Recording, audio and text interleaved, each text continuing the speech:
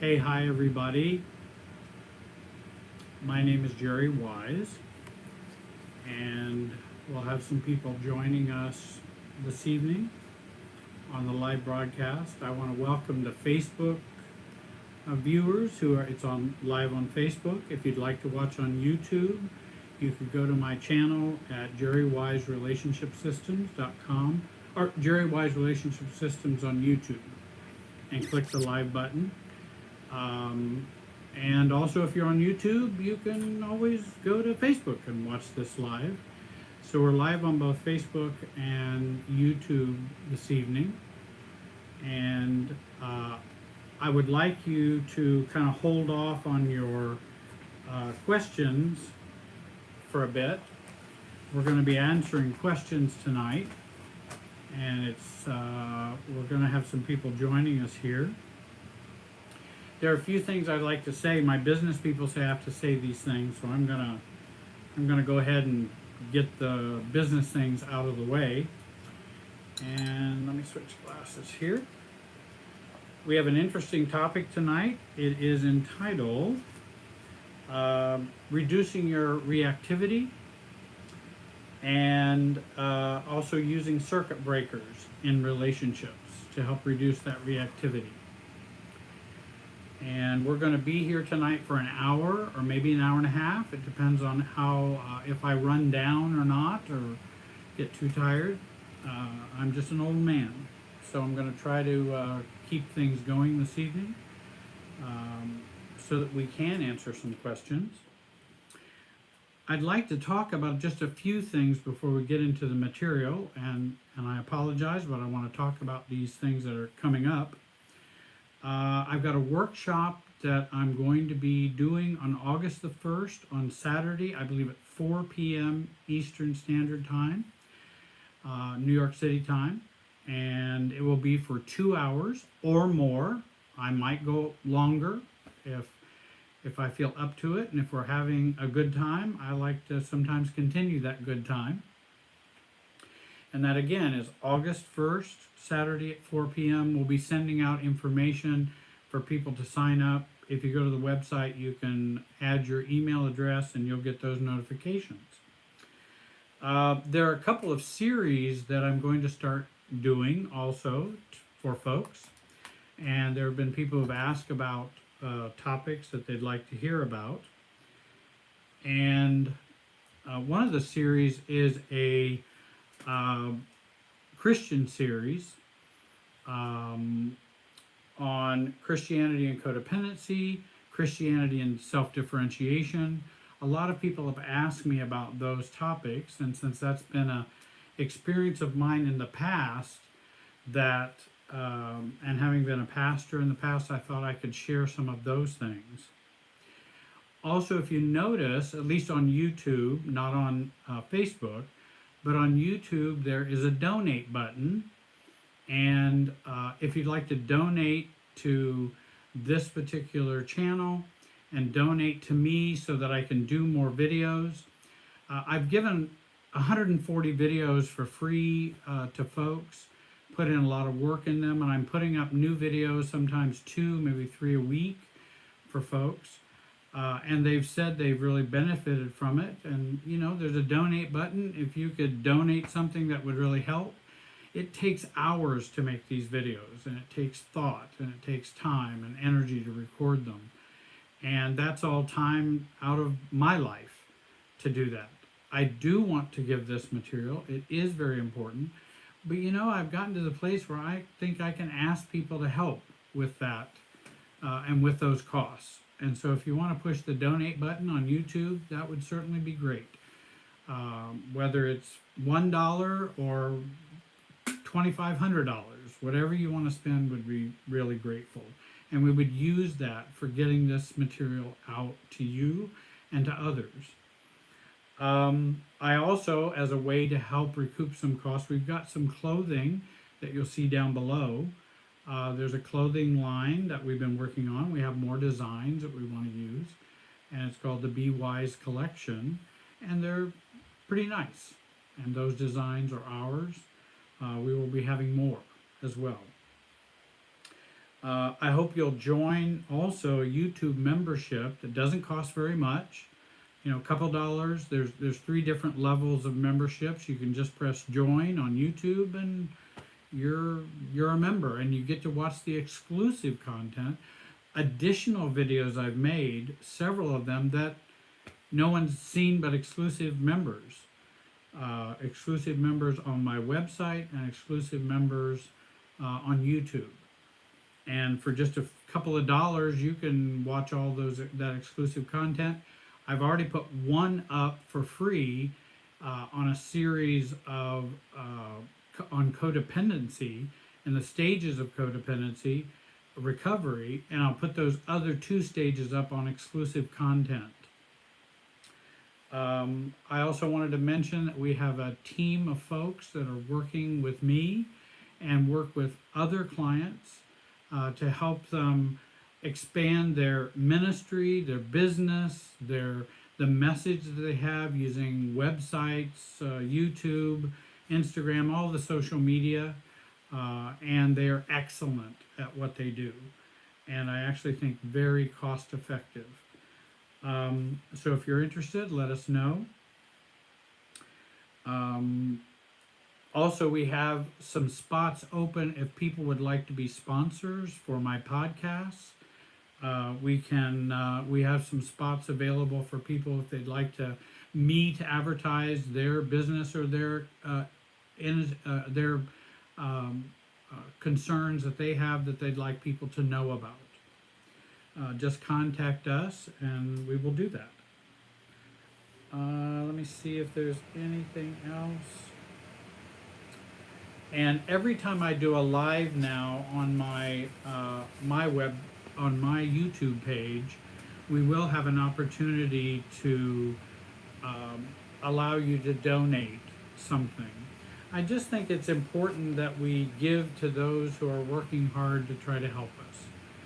I've done that all my life. I've been supportive and given to people, and I give a lot of money away to other people who have needs or who are great ministries. So I just believe in that giving principle. So I wanted to share that with you. Let's see. I think those are all the marketing things I wanted to say before we got into our material. I appreciate your patience. Again, tonight I wanted to talk about lowering your reactivity.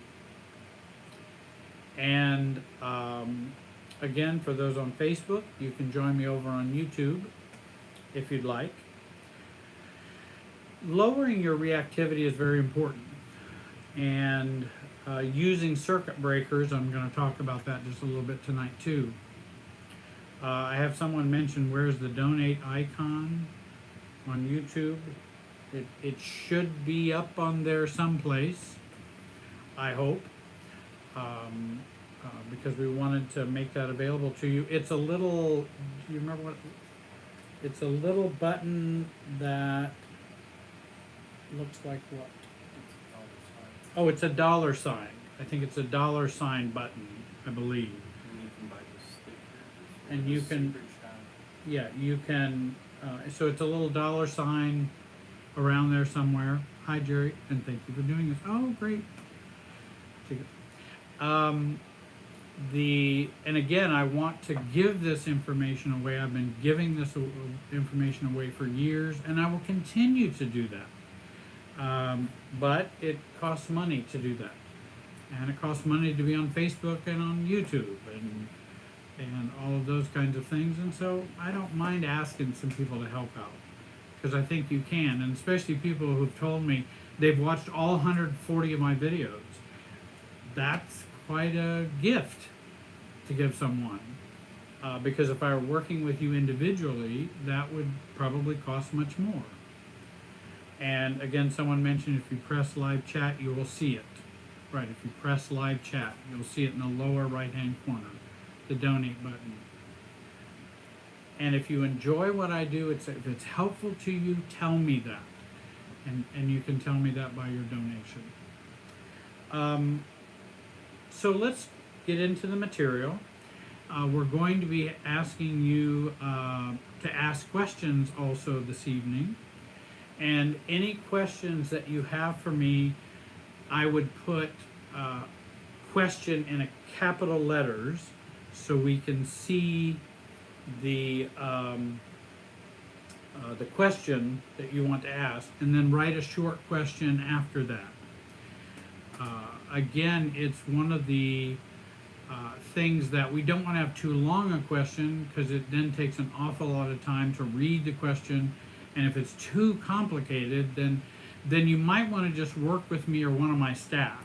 If you're having those kind of complicated questions, you can set up a time with, I've got a couple of people, Nancy and Yitz, who are trained associates of mine.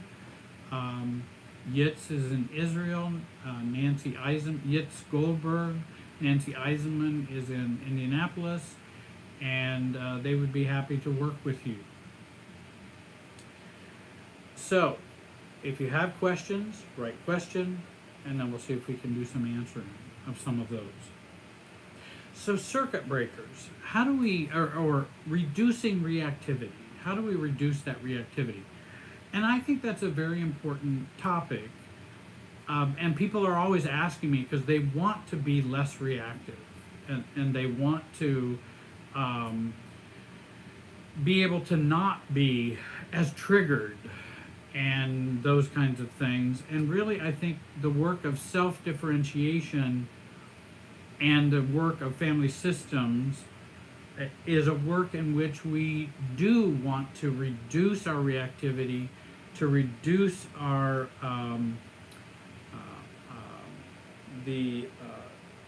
or we want to use circuit breakers to reduce that reactivity. The reason I use circuit breaker, because an emotional field is all connected with electronic, we're all wired together. We're all wired together, and we want to break those circuits when the anxiety or the tension gets so high, because that anxiety fuses us in relationships, and we want to break that anxiety so we're more detached. And I'm not talking about just being more distant. Certainly with malignant narcissists and those kinds of folks, we need a lot of distance with them, and in that way, a cutoff might be inappropriate, and no contact for malignant narcissists, etc. But sometimes we have parents or family who are narcissistic traits. We want to continue to be in the family. We don't want to reject the whole family. And so we can learn how to reduce our reactivity, which also teaches us and helps us to be less damaged by anything they do. And that's something I think is very important. I don't want to be affected by what other people are doing so much. And if we're affected, and we take things personally, and we get all upset, and we get angry, then we end up making the situation worse and the relationship worse. And then actually we get all knotted in together even more when we have that high anxiety. So, let me talk about some of the ways in which we can reduce our reactivity. And circuit breakers are the things we do to not be reactive. And there are lots of those. I've shared those in some of my videos. I have some newer things that I would share tonight, but it might help you to think about that more. I think just like, for example, I remember doing reading, just reading, and I read Murray Bowen, the psychiatrist who developed Murray Bowen, Natural Family Systems.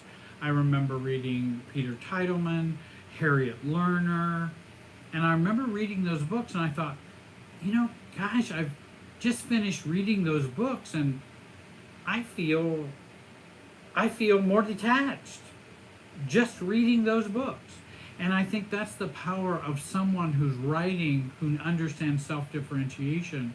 And that's why I recommend people read Jenny Brown, Andrea Shera, and those books, Roberta Gilbert, because I want them to read And it's almost self-therapy and self-coaching just to read that and just to read those things, because you'll walk away going, whoa, that's a whole different way of looking at it. I already feel more detached. So just doing bibliotherapy can be a real help in helping you to detach. Because if you can reframe things, if you can reframe your experiences, then you can have more detachment, greater detachment, and more calmness. So that's a big one. And I would devour any book about family systems and about self-differentiation. I would devour those, because how it was changing me on the inside. And so I really recommend them. I think remembering, very importantly, that this notion, and we think about it, but I think putting it into practice and believing it, that I'm not you and you're not me. And I think that's a definition of breaking that enmeshment and that connectedness over enmeshment that we have with folks. I'm not them, they're not me. And always remember that when you're in relationships. And I'm not going to be you, and you're not going to be me. And is that okay? And for many of us, if we've come from dysfunctional families, it's not okay. It doesn't feel okay. Those rules would be, I'm going to change me by trying to change you. That's a more consistent rule that we have. And that rule doesn't work very well. You probably already found that out. And if you haven't found that out, you probably will. Because changing others to change you just doesn't work. But changing me, accepting me, allowing them to be them, accepting them, is the best way to interact with other people. Even people who are not so nice. Even people who are not so nice. Oh, Patty, you're just too complimentary. She was a support to me when I shifted over my videos, and she was a big help to get all my videos in one place while I was making a transition. And people have been a big support to me, and I want to thank all of them who have. And again, if you're appreciative, then show that appreciation to me. Secondly, I think another way to reduce your reactivity is to slow down. I tell ACOAs to slow down. I tell adult children of narcissists to slow down. I tell almost everyone to slow down, because we will often get ahead of ourselves in relationships and interacting with them, and this creates an awful lot of anxiety. If you slow down the interaction, slow down the pace, slow down how you interact, do some planning, do some strategizing, you really can reduce your reactivity. And so I think that's very important. If you can just learn to slow down. Slow down the interaction with your husband or your spouse. Slow down your interaction with your parents and yourself. Oftentimes we'll get ahead of ourselves, we'll be tripping over ourselves, then we have more anxiety, then they're pinged, I'm pinged, and we just keep going. For example, I think about slowing down. If I'm starting to feel some fear of abandonment, or if I'm starting to feel abandonment, whenever I start to feel reactive, I always know, Jerry, you're going too fast. You must slow down the pace. You're going too fast. Or if you feel rejection, or if you feel a great amount of guilt or shame, right when you start feeling those feelings and having those reactions, and then many of those feelings are often, as we've talked about, systems feelings versus true feelings. We truly experience them, but they come from the system. They come from all the wiring that we're all connected with. And so we want to slow down when that happens. And so many times, a lot of folks, and I did too, and all of these things I've done myself. And all of those things, when I've gotten reactive, I then tend to speed up.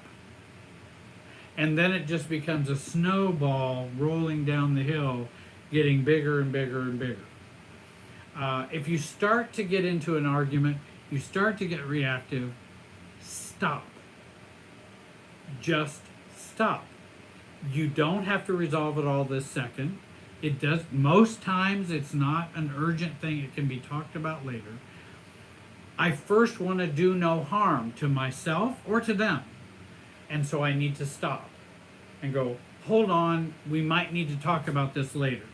Or, I'm feeling uncomfortable right now. Let's pick this up at a later time, mom or dad, siblings, husband, wife, even adult kids, whatever. Hey, I need to slow down.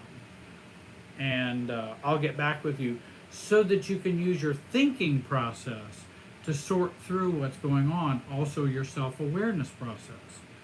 And as I've mentioned in a more recent video, we want to be self-aware, self-defined, and self-regulated.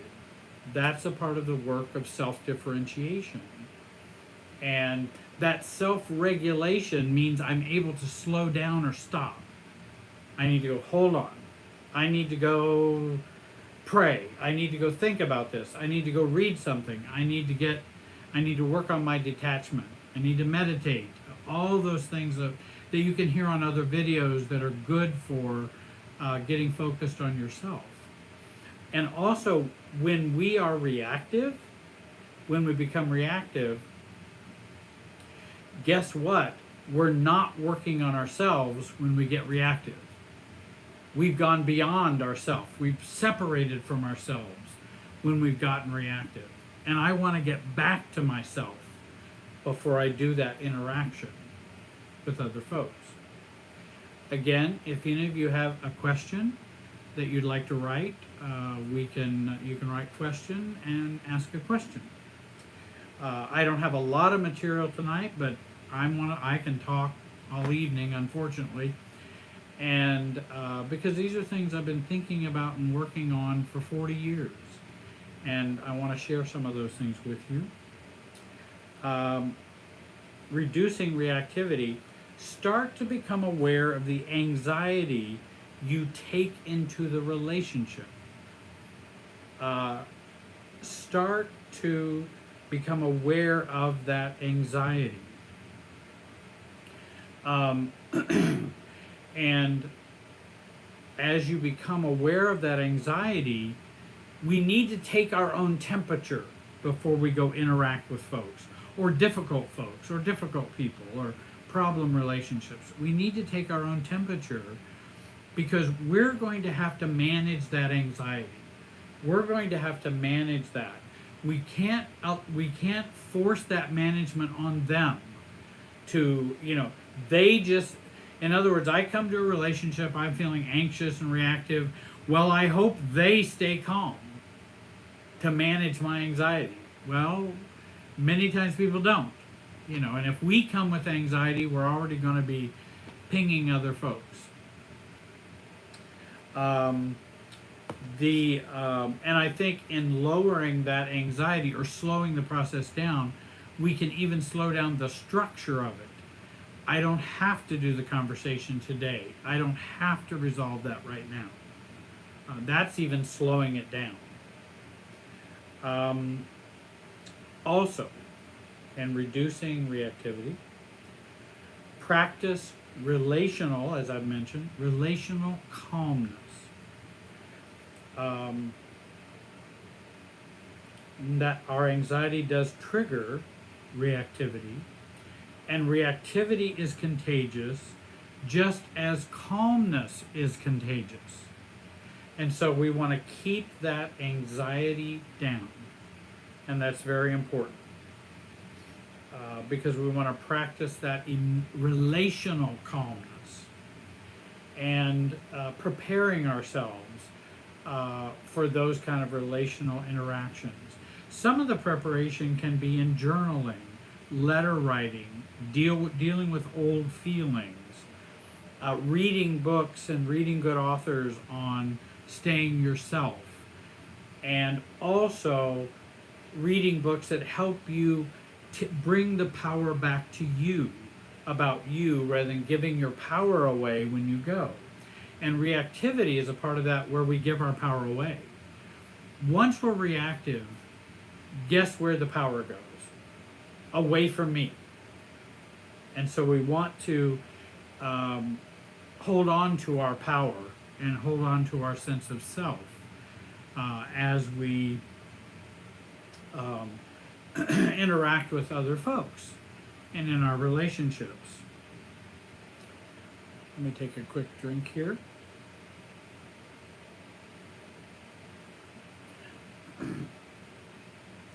Another thing that I have shared in the past, and we've talked about the tennis net or the tennis court, staying on your side of the tennis court, not on their side of the tennis court, and having the net in between. And that's kind of an illustration for self-differentiation. And when we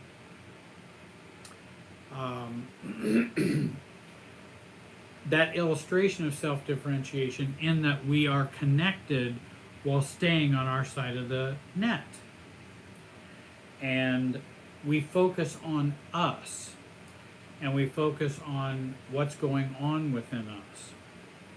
I did see a question on there about buttons. You know, what do you do if they know what buttons to push, and you are your buttons are being pushed? And what do we do about those buttons? Those buttons are not theirs. They're buttons that they push, but the buttons that we have to resolve. And in fact, I work with folks every day to help them understand their buttons. Why is that button pushed? Well, what's important about that button? For example, if I remember a button, it's a little more harmless button, but I remember a good button. I remember my mom would always talk and mention something about my weight. Well, when I was more reactive, then she would make those comments, and then I would become reactive to it. Oh, there she goes again. Wish she wouldn't do that. I'm so frustrated with her doing that. And that's a button that would get pushed for me. Now, I can either try to make my mother change, which is probably going to be pretty tough, or I can try to deal with the button that is held out there that gets pushed. And that button may be, well, I need to work on my self-acceptance, confidence, self-image, and self-esteem, so that that button's not there. And then when somebody, when mom said, well, Jerry, I'm just so worried about your weight. You're just so heavy, or whatever it would be. And I'd say, well, Mom, I'll probably die young, and that's my choice. Or, this is just the weight that I want to have right now.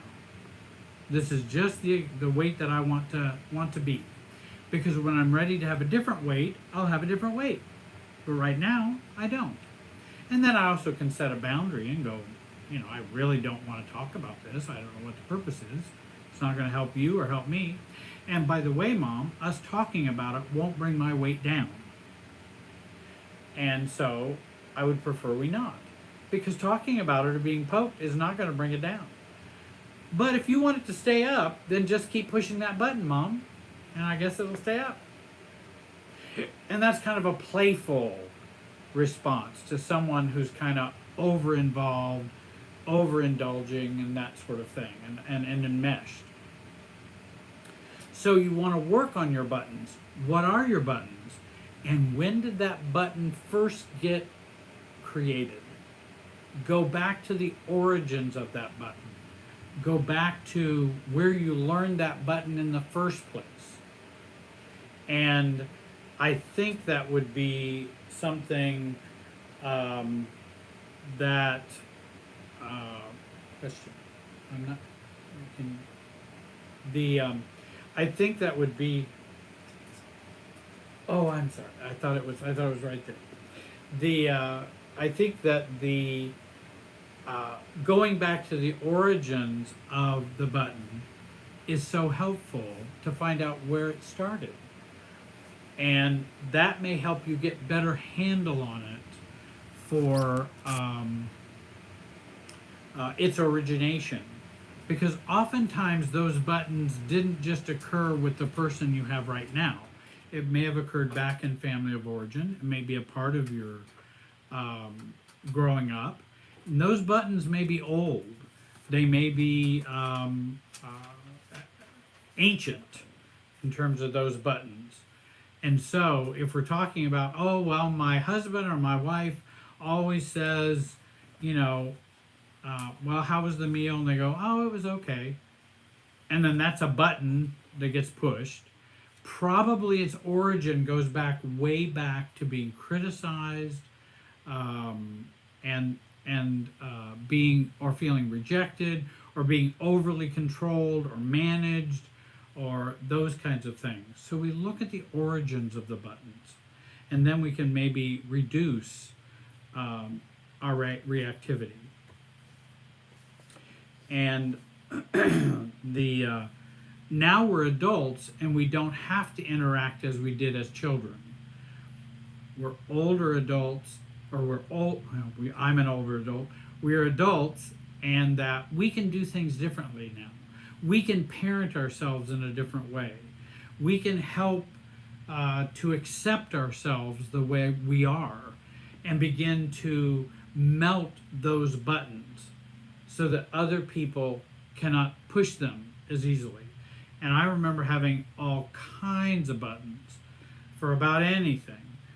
And so when we become more immune to those, it's often because we've done work on those buttons. But don't do work on those buttons with them. You have to do work on yourself and with a coach or someone that can help you with that button.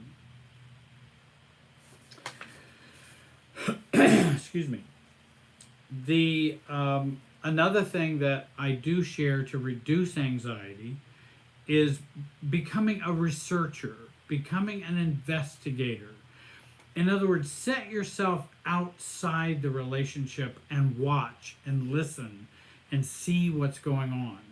And that brings us to the statement to observe, don't absorb. And that's something we want to do, to get into a learner position of what's going on. I just recently had a client who had a family gathering, and she's limited how many times she will meet with her family. She's been the scapegoat. The family just doesn't think she wants to participate in the family as much as she should. And so she went recently to a family gathering, and by taking an observer or researcher role, she was so surprised at how much she saw. She was so surprised at how much she saw in her family that had she gone to her previous interactions, she didn't see any of that, because often we're blinded by the emotional field.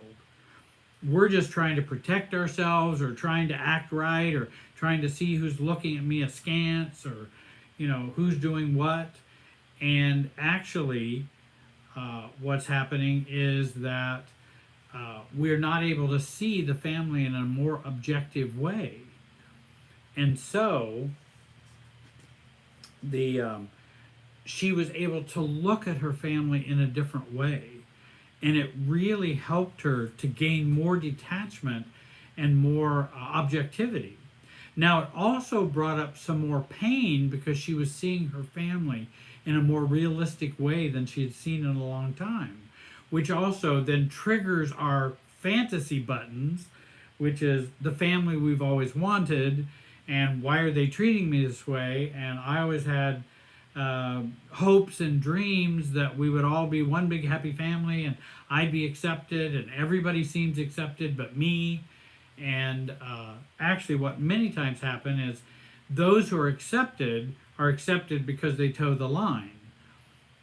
Those who aren't accepted try to be more self-differentiated, or have been a truth teller, or look up, lift the skirt of the family.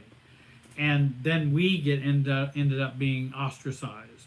at least emotionally. Some get ostracized from inheritances, from being able to come to family things. I mean, there can be a lot of ostracizing going on. I've got a couple of questions. Someone asked, what do you do with righteous anger? Well, I think you can have righteous anger, and I think that can occur. I also want to know the limitations of my righteous anger. What is the purpose of the righteous anger? How long are you going to hold on to it? And what is its function?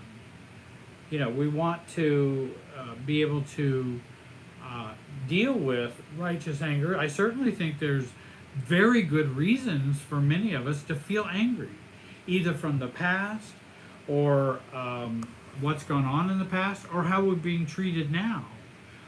But as adults, we want to get beyond that anger and use that anger to help us understand what kind of relationship can I really have with these folks or these people, and what's realistic.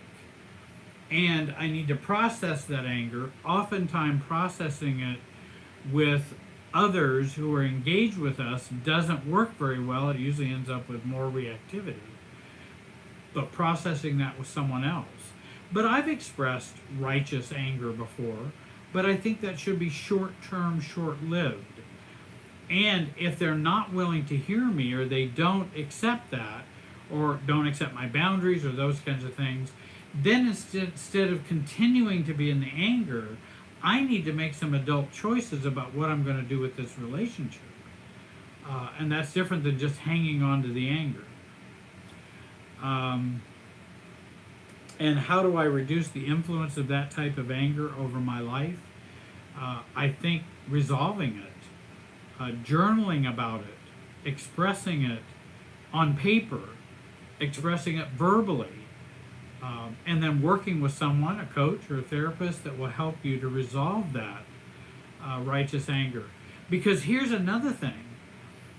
If we have a righteous anger button, that can be a button used by other people to keep you engaged in an unhealthy pattern of relationship. So even righteous anger can be used for ill rather than for good. So we want to be careful about that righteous anger. I think true anger and appropriate anger is okay. And then I just mentioned, or I just thought, there's another way to look at it as well. That if we are angry, then one of the things we want to do is to begin to look underneath the anger. What are the feelings that I'm experiencing underneath the anger?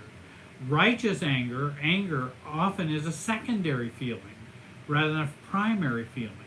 So what's under there that causes that righteous anger, causes that anger? Shame, fear, hurt, abandonment. What's underneath that we go to the anger part. And I know that it was very helpful for me to explore the feelings underneath the anger. That was very helpful to do.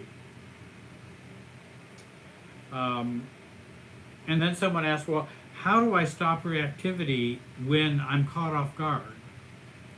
Well, you may get reactive at that point. There are times that we may be surprised by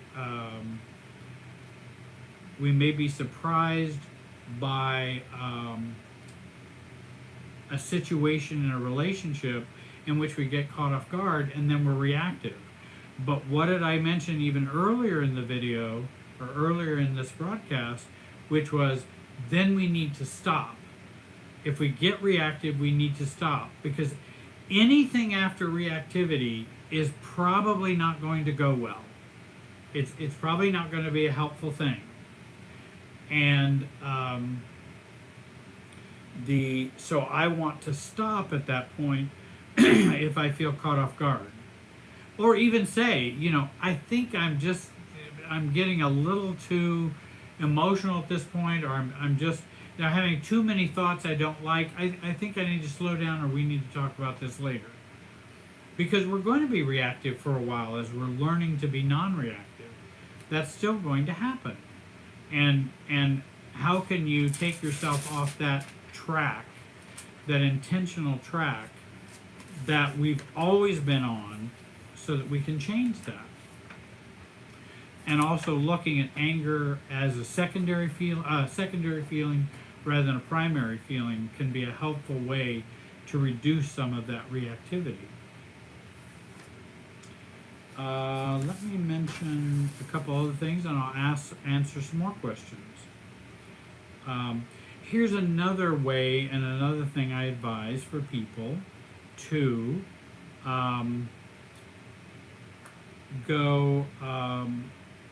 to reduce their anxiety. Work to be and to act your age. Act out of your adult.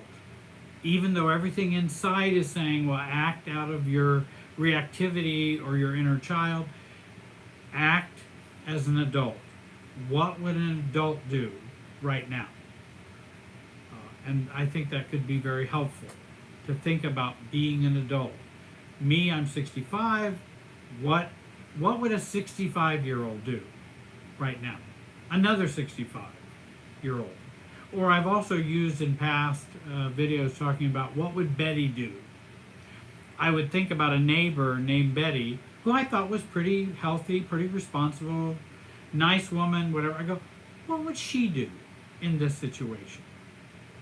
And I think, what would Betty do? And begin to shift myself that way towards what Betty would do, rather than what would Jerry do if he's reactive and acting out of his inner child or reactivity. I already know what that's like, so what would Betty do? We also want to lower our reactivity by stopping complaining and stopping blaming.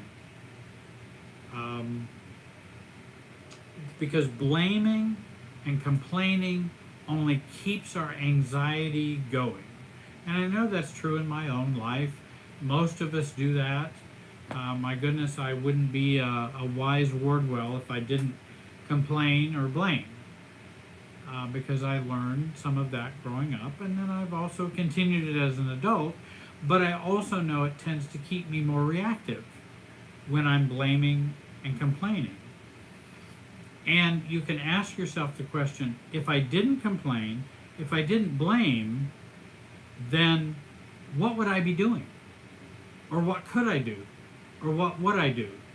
If I leave blaming and complaining off the table, what would I do with my life right now? What would I do with this decision?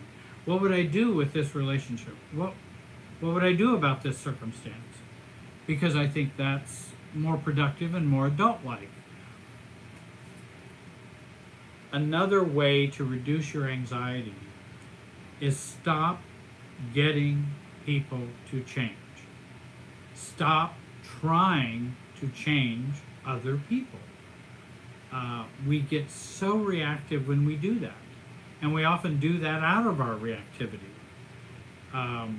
Stop getting other people to change. It doesn't mean your life can't affect them.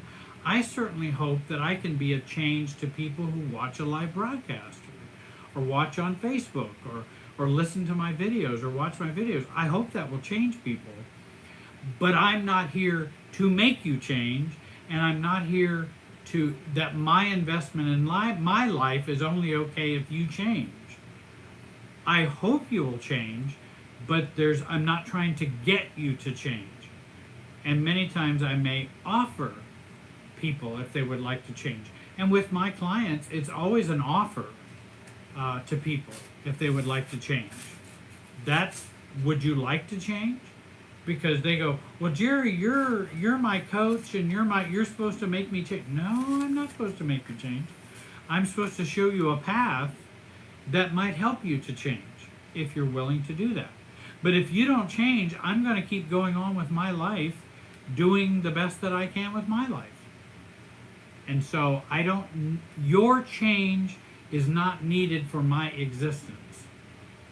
And I want to get to that place of detachment, to be able to say that and believe that. You don't have to say and believe all these things perfectly. It's a beginning work that we do. And we do this work for the rest of our lives. Aisha, thank you for your compliment on the shirt. I appreciate it. And hello, Ayla. My granddaughter is watching. Thank you for watching. She says, keep up the good work. How nice of her. She's my little Ayla. Miss A.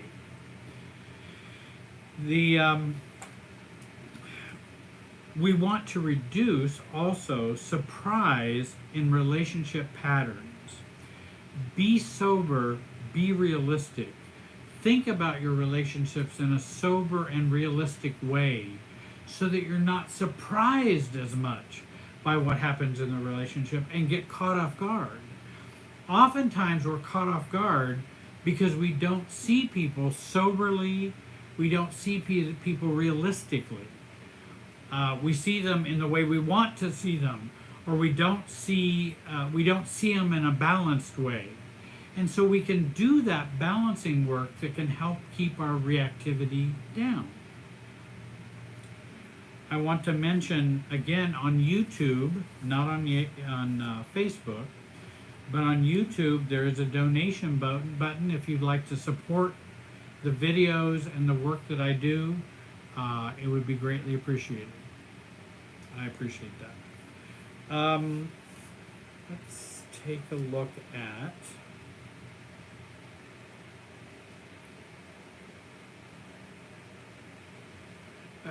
one question was, my dad is trying to get closer to me, but he still acts bullying and condescending, unwilling to be humble and recognize his mistakes. First of all, do you need your dad to recognize his mistakes and to be humble? If you need him to do it, then he's going to be triggering you an awful lot because he doesn't seem willing to change or to recognize himself. You have a father who's not very self-reflective. And if he is bullying and condescending, then you may want to change your relationship with him or the frequency of your contact and those kinds of things. Your life cannot be dependent on his willingness to recognize his mistakes or to be humble. Because if my okayness is based on those, I'm going to be in a lot of trouble about those.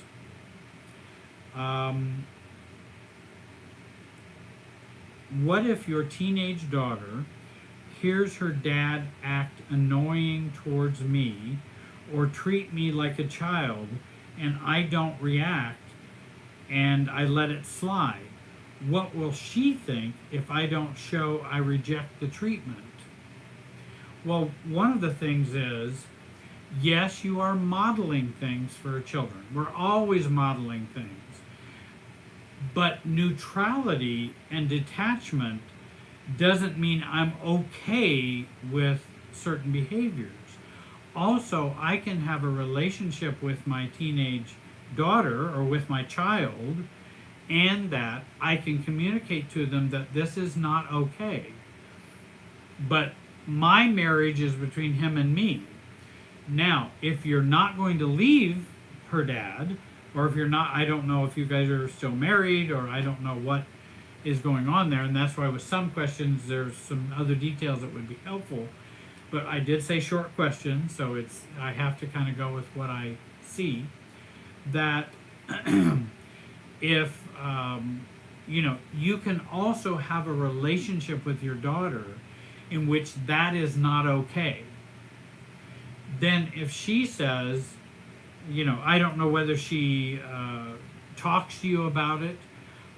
Certainly I don't like letting things slide, but there are many things I let slide every day. And that's okay. I can still talk to my daughter about what should slide and what shouldn't slide, or why we would let things slide. For me, I can be detached and let someone say something to me and it doesn't impact me. And I'm not going to let it impact me. And they say, well, why do you put up with that? And I go, put up with what? I don't put up with it because I don't deal with it. That's their craziness. I'm not putting up with it. I don't care about it. Now, you're right. It's a little more complicated when you have a family dynamic and you're trying to raise children with that dynamic.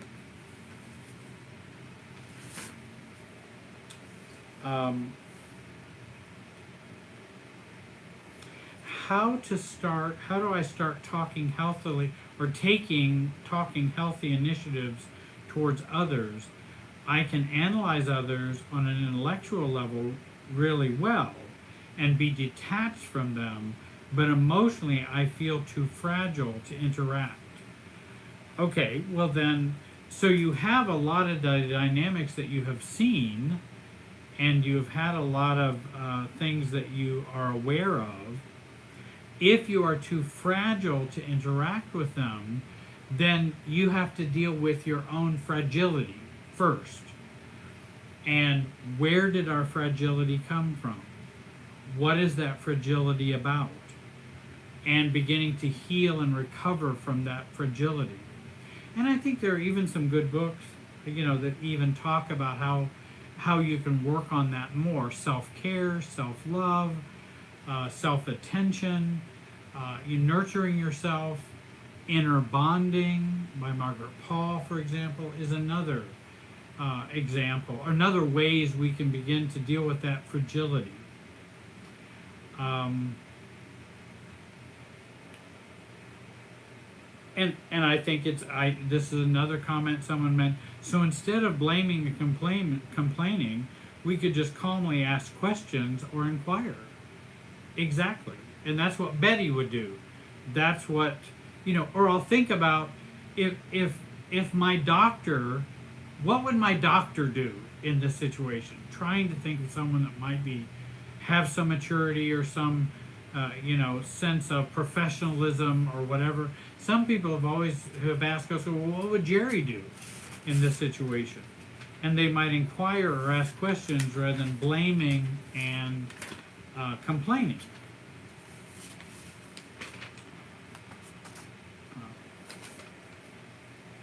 Let me get a drink of water here, or a drink here.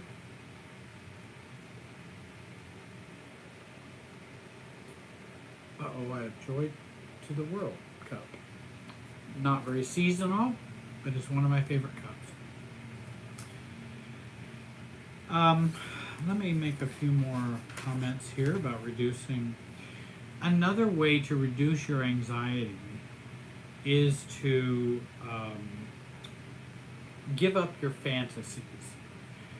Do some work on your fantasies and what you hope or believe would happen, or the way others need to be for you to be okay. Because we often grow up with a lot of fantasies and childhood fantasies. And those can really get in our way, because whenever your fantasy is not met, you're more likely to be reactive. So if we can reduce those fantasies, then we are likely to be less reactive. And I think that can be a real helpful thing to do, is work on your fantasies. Your unrealistic, not healthy adult wants or desires, but I'm talking about fantasies like, I want to have the Norman Rockwell family. And why isn't this happening? That's an unrealistic fantasy. And it's not needed for my emotional, personal sense of existence or well-being. It isn't required. And who is the other? Andrea Schara, Schara. And so give up your fantasies. The fantasy about your spouse, who's going to be the spouse you always wanted, the children you always wanted, all those kinds of things that are fantasies that get in our way and cause us reactivity. I also like to stay less reactive by doing the referral. And this is kind of a way of thinking of doing the referral. Um, when we're interacting with other folks, that we realize or that we not take on their problems, and we do the referral, because once we start taking on their problems, we're more likely to be reactive. And I want to thank those who have donated tonight. I appreciate that. I hope you will continue to donate for these videos and this information so that I can continue to bring it to you.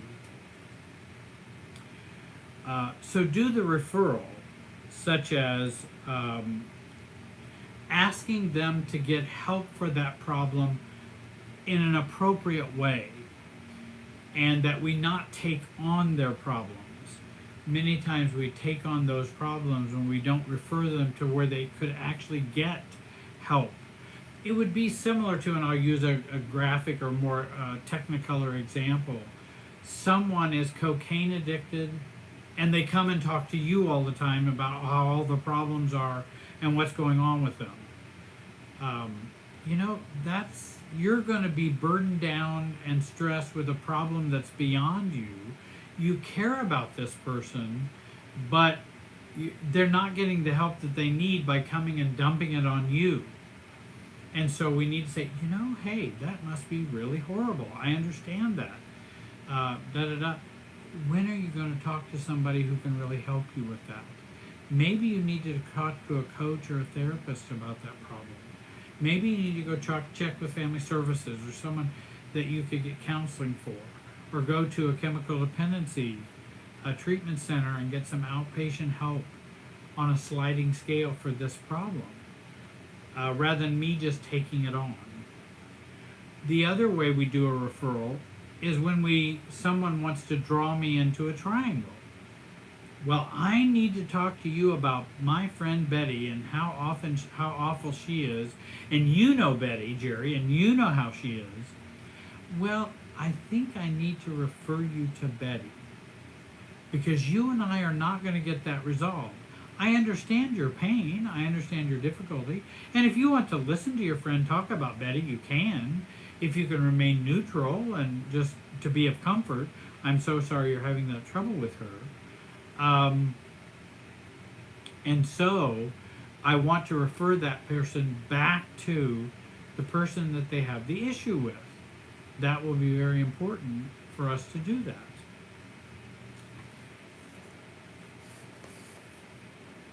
Let me take a look here.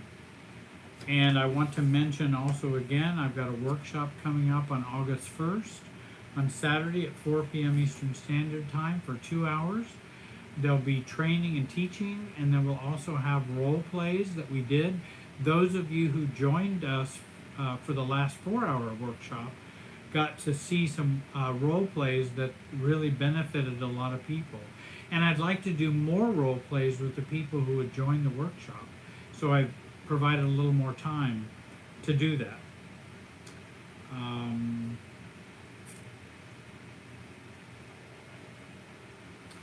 I think another way of reducing your anxiety or reactivity. Let me make sure I don't get the questions lost here. Okay, yeah, good. I've got the questions you've sent in here.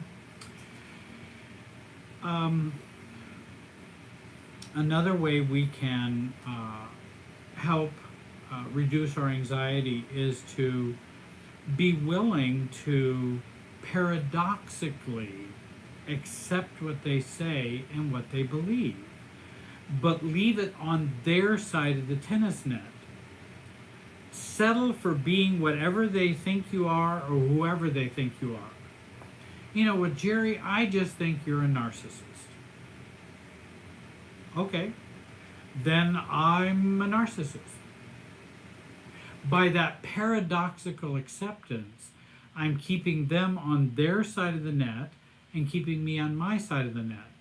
It doesn't mean I believe that I'm a narcissist. I'm just accepting their belief about it. And that's a little bit of a reversal, and I'm going to be doing a video on reversals as well. It changes the polarity of the relationship. I'm leaving their beliefs on their side of the tennis net. Well, Jerry, you just never say kind things to me. You're always mean to me. I'm sorry. I guess I'm just mean and uncaring. I'm going to leave their beliefs on their side of it, paradoxically accept it, and it's for me to be detached. It's not for me to manipulate or control them. It's for me to be more detached. It's for my benefit. So I'm not trying to, and in fact, I think I was going to say more about that tonight. I will. I'm going to talk about that. And remember, to reduce anxiety, you want to look at the relationship issues and patterns you're having and resolve those same patterns and relationships from the past. It's sometimes harder to deal with them in the present. It may be easier to deal with them in the past so that we are less hooked in the present. I also like the notion that we want to resist confronting. Let's see if we're back. Can someone mention whether I'm still on YouTube? You could say, yes, you can see me and hear me. That would be great. Back. Great. Thank you. We had a little bit of a connection problem there. It's all good now. I don't know what happened. Well, just technology happens. And I also want to mention on this broadcast, I mentioned that Renda Smith is going to be doing the live broadcast on Family Tree Life Coaches channel on YouTube next Tuesday. I believe it's at 8 o'clock. Renda, correct me if I'm wrong. And it is, oh, and I wrote down the title of it. Can you give me the title of it, Renda, so I can? I wrote down the title of it, and I was going to share with people what you were going to be talking about over on Family Tree Life Coaches, Brand Life Coaches channel. So if you can give me that title again. And Renda is R-I-N-D-A.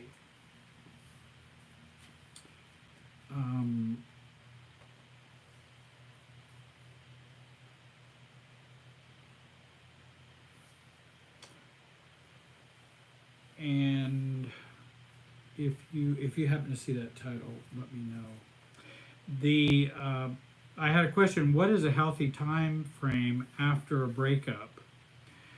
And I think if you've had a breakup, of course, a lot of times, and as a marriage and family therapist in years past, that kind of the rule of thumb was a year kind of time. But it depends on the person, and it also depends on what you're going to,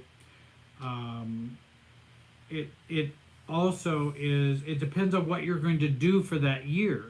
I mean, you can spend 5 years before you have another relationship and not go anywhere. Or you could spend 6 months and work really hard and be ready for a healthy relationship or, your next relationship. And it depends on how long the first relationship was. Was it a marriage of many years?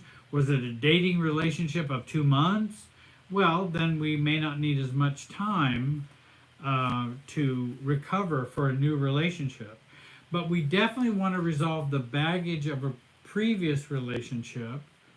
We want to definitely resolve the baggage of any previous relationship so we can be more ready for a new relationship. Because we will take that baggage right into that next relationship, and we don't want to do that. Renda's topic is accepting what is. I would imagine that'd be around acceptance. So accepting what is. And that's next week on the 14th at 8 p.m. Eastern Standard Time on Family Tree Brand Life Coaches channel. She'll be live. Someone asked, you guys ask me hard questions. I just, it's not fair that you're asking me these hard questions. You should be making donations for these questions. You're really making me think about these things. When someone makes a remark that that I find offensive, I think, or they find offensive, how do I decide when it's best to just detach and let it go, and when it's better to speak my truth? Well, I think the how important of a relationship is that to you? That's number one. If it's not all that important of a relationship, then I may not. I may want to just detach and let it go right on by. If it's a longer term relationship or a significant relationship, then I still may want to let it go on by. And oftentimes, I will choose my time to speak my truth. You can speak it right at the time if you can remain calm and self differentiated. If you can't, if you're going to be reactive speaking your truth, then I would talk about it at a later time when it's not going to be reactive, when I'm not going to be reactive. And I might say, hey, Mary, can I talk to you about that? A week ago when you said this, I'd like to talk to you about that a little bit. I was really uncomfortable with that comment that you made.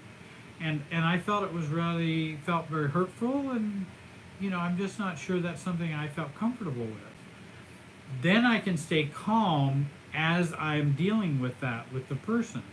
So if you can stay calm in the moment, then share your truth in the moment and stay calm and not cut offish and not avoidant and not reactive. If you can do that in the moment, then do it. But many of us have a hard time doing that in the moment. And so we might want to do it at a later time. Again, there's no urgency. We can slow the process down, and you can speak your truth. And if somebody doesn't want to hear your truth or doesn't care about your truth, doesn't care about you, then I might want to reevaluate this relationship. If they really don't care, then I may need to find some new relationships. I hope that helps. And there's a lot of good people interacting and discussing on here that maybe can even give you greater wisdom than I might be able to share with you. In fact, many of you probably could. How do you differentiate fantasy and unrealistic versus if you're not being given enough in the relationship or with your family? In other words, what's fantasy, what's unrealistic, and what's realistic? Well, I think that comes in you might find that out by evaluating the relationship. For example, well, let's say let me give you maybe an example would be of help. I have a relationship and all they ever do is criticize me. Is it a fantasy for me to expect them not to do that or want them to not do that? Is it unrealistic for me to want to do that? First of all, I might go talk to another friend. I might go talk to an objective party, a coach or a therapist. I might talk to them, a pastor or somebody who could advise me. Is this a realistic expectation? Because I didn't grow up with a norm or normal, so is this a realistic expectation? And get some advice about that. And if they go, well, no, it's really not unrealistic for you to think that someone wouldn't criticize you all the time. Oh, well then, I might want to be doing some differentiation in this respect. I don't want to be criticized all the time. And I don't think that's not my healthy view of a healthy relationship. And that and so we want to go back and learn, where did I learn that this might be acceptable for me to accept that in this relationship? I think also getting connected with yourself and your needs, your desires, your inner child, your inner adult, can help you with understanding fantasies, realistic goals, unrealistic goals. If you can become more realistic with yourself, you then will translate that into relationships. And so that may be a little help with that question. Um, the Another question is shutting down and withdrawing instead of reacting in defensiveness or anger just another form of passive aggressiveness? Shutting down. That's a complicated question because there's a lot of things going on in that question. Whoever shared that.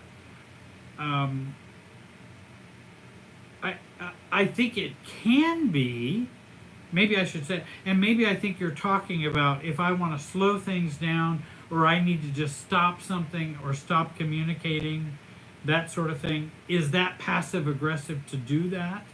I'll take it as that kind of question. And is that just, I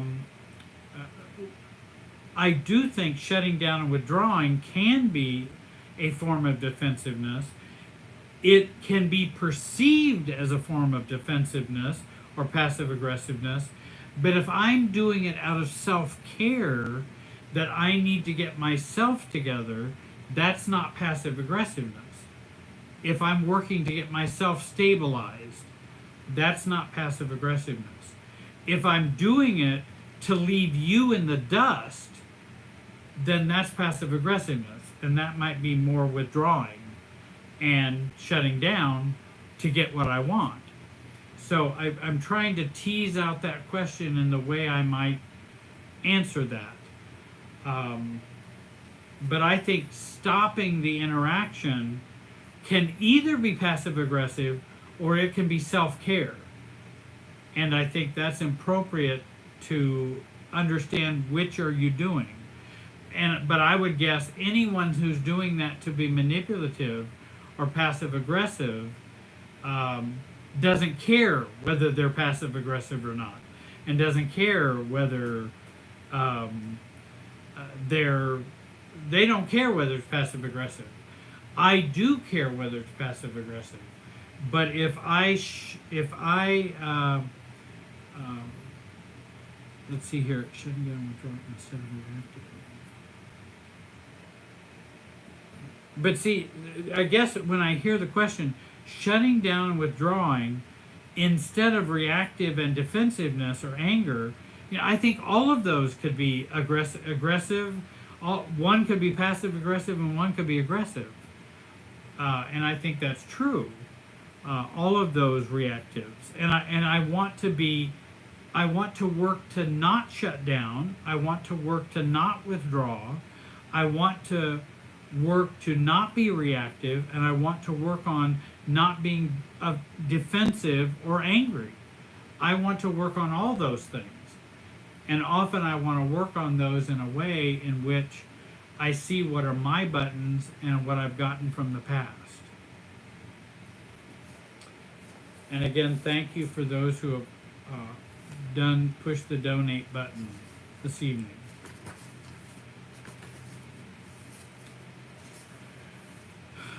I hope this information has been a help to you this evening. I can tell I'm starting to wear down.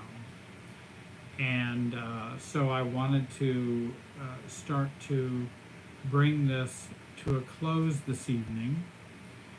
I want to tell you again that there's going to be a series on a playlist that I'm going to begin to have about Christianity and being a Christian codependent, Christianity and self-differentiation. That's going to be happening. I have a workshop on August 1st, not October, Saturday at 4 p.m. I'll be sending out information so you can sign up for that. Below you'll see some the store that we have on YouTube. I hope you'll join tonight the YouTube channel, and you'll see those prices down there, but they're very small.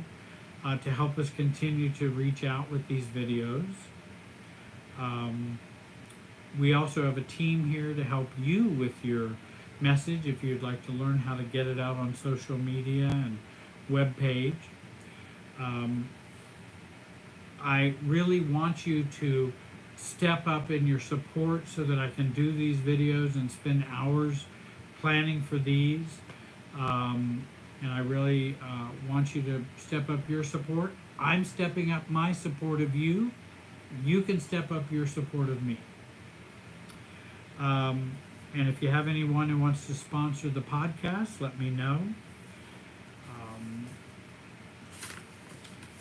Oh, I know, there was one other thing that I do think I might be able to mention.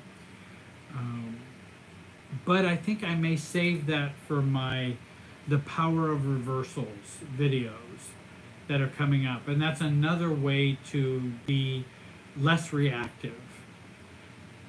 Thank you all tonight for all of your compliments. Thank you for joining the YouTube membership. And if you push the donate button and it didn't work, then we can work on that if there were some problems.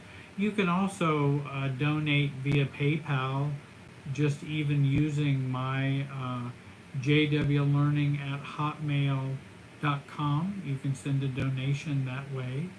You can also write to me and ask me how you can donate.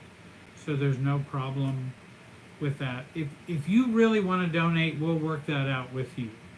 But I really would like to ask my followers, and there are many who have benefited by what I do, to step up and to be supportive of what's going on here at Jerry Wise Relationship Systems.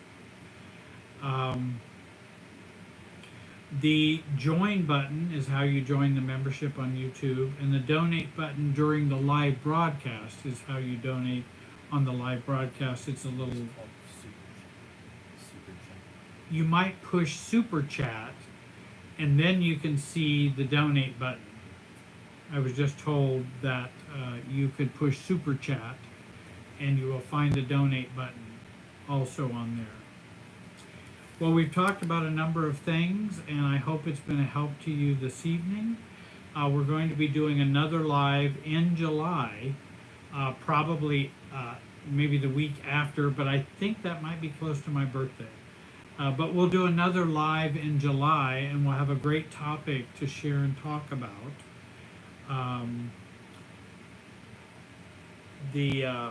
I do have wonderful followers, and I do have wonderful people who follow my work. And if you want to get in contact with us, you can just go to the website, send us an email if you have any questions. Again, I want to tell you that there's some videos coming up on reversals, which are fun, and playfulness and things like that, because many times many of us have been all too serious in our relationships. And as a recovering codependent, I've always been too serious about things, and it was so helpful for someone to help me be less serious and to learn things like it's probably hopeless, but it's not serious. And I really think that it can make a big difference if we can be more playful. Many of us who've grown up in dysfunctional families or adult children, we're not good at being playful. We're good at being over serious. And there'll be videos coming up on that as well. I was trying to think if there's another video that I was working on that was just recent that I think will be really exciting. Some new topics in that way. Because I'd like to stretch out. Oh, I know. Many of you ask about leadership and executive coaching, which I do with presidents of companies and things like that. And there's a leadership. I had started a book on leadership and self-differentiation. And there are some good things that I'd like to share with you and maybe have a playlist on leadership. Roberta Gilbert on her book, she talks about leadership. And because you can apply family systems and self differentiation to that, um, to learning to lead and becoming more of a self as a leader. So, I want to thank you all for joining me tonight. I hope you'll look at the store down below. I hope you have a great evening, and thank you for joining me. And as always, be wise.